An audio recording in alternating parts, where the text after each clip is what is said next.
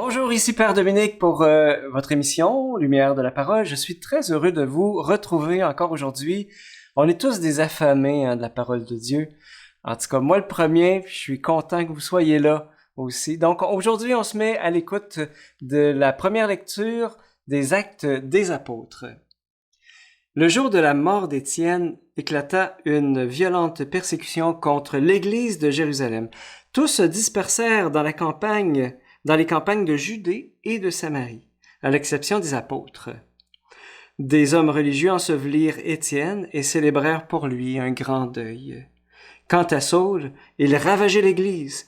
Il pénétrait dans les maisons pour en arracher hommes et femmes et les jeter en prison. Ceux qui s'étaient dispersés annonçaient la bonne nouvelle de la parole là où ils passaient. C'est ainsi que Philippe, l'un des 7, arriva dans une ville de Samarie. Là il proclamait le Christ.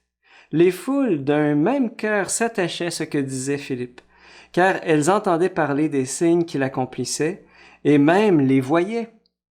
Beaucoup de possédés étaient délivrés des esprits impurs, et qui sortaient en poussant de grands cris.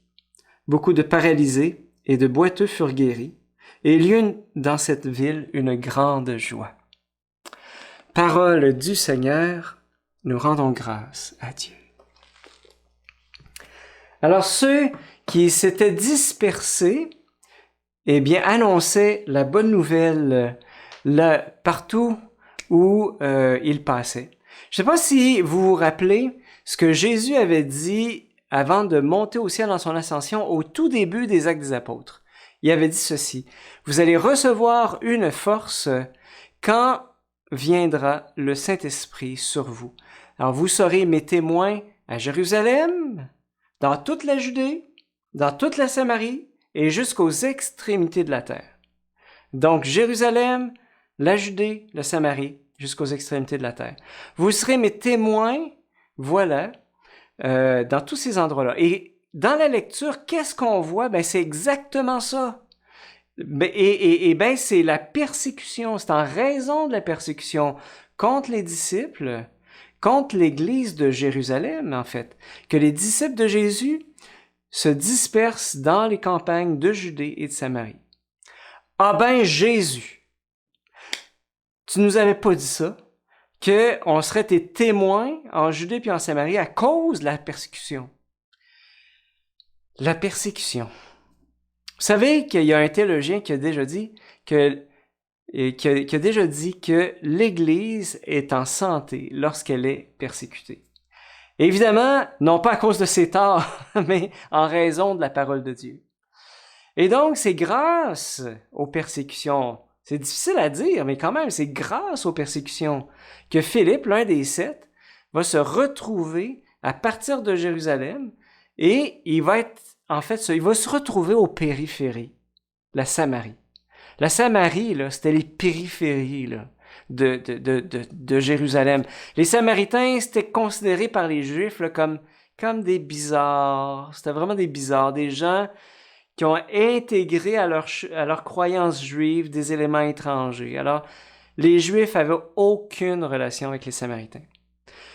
Et ces Samaritains, c'est grâce aux persécutions, en fait, qu'ils ont pu accueillir d'un seul cœur la bonne nouvelle de Jésus grâce à Philippe. Et d'ailleurs, parlons-en de Philippe. Philippe, c'est un des diacres.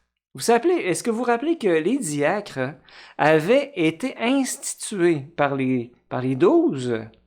Parce que il disait, il ne convient pas que nous délaissions l'annonce de la parole de Dieu pour servir aux tables. Donc, frères, choisissez parmi vous des hommes de grande foi et qui vont faire ce travail-là pour les veuves. Voilà, c'était un petit peu le contexte. Et là, notre Philippe, c'était au fond un des diacres institué pour servir aux tables, donc selon l'expression des apôtres. Or, ici, en fait, à nulle part dans les Actes des Apôtres, on voit les diacres servir aux tables. Bien que c'est évidemment leur ministère, ils ont dû le faire. Mais ce que l'on voit surtout, c'est comme aujourd'hui, Philippe, il annonce la parole. La parole de Dieu le brûle. Et il peut pas s'empêcher, en fait. Il est poussé par l'Esprit Saint. Il est poussé. L'Esprit Saint a toujours des surprises. Et c'est comme ça que, au fond, Philippe, qui devait s'occuper des tables, eh bien, ça s'occupe de la parole de Dieu. C'est pour ça qu'aujourd'hui, les diacres, c'est les deux. C'est le service de la charité et l'annonce de la parole de Dieu. Et donc, qu'est-ce que ça vient nous dire pour nous, disciples de Jésus d'aujourd'hui? Eh bien, c'est que les épreuves de persécution, de la mort d'Étienne, ont quelque part permis à la parole de Jésus, au fond, de se rendre beaucoup plus loin que dans le simple contexte de Jérusalem, là où il y avait eu la Pentecôte, en fait. Et quand on fait une relecture, au fond, de nos propres épreuves, est-ce que le Seigneur cherche pas par son Esprit Saint à nous conduire quelque part? Je regarde juste notre émission Lumière de la parole. Je pense que s'il n'y avait pas eu de pandémie, on n'aurait pas pu instituer ça. Et de la même manière que si on est à l'écoute de l'Esprit, en fait, les épreuves deviennent des tremplins. Les épreuves deviennent des tremplins. Alors, je te pose tout simplement la question, quand tu fais une relecture de tes épreuves, est-ce que tu peux y voir un tremplin de l'Esprit Saint? Voilà. Où est-ce que ces épreuves te conduisent? Où est-ce que ces épreuves conduisent la parole de Dieu à l'intérieur de ta vie, de ton cœur? Voilà. Prenons le temps de réfléchir à ça durant toute la journée. Et moi, je demande vraiment au Seigneur de vous bénir, donc avec tout son amour, sa tendresse, au nom du Père, du Fils et du Saint-Esprit. Amen.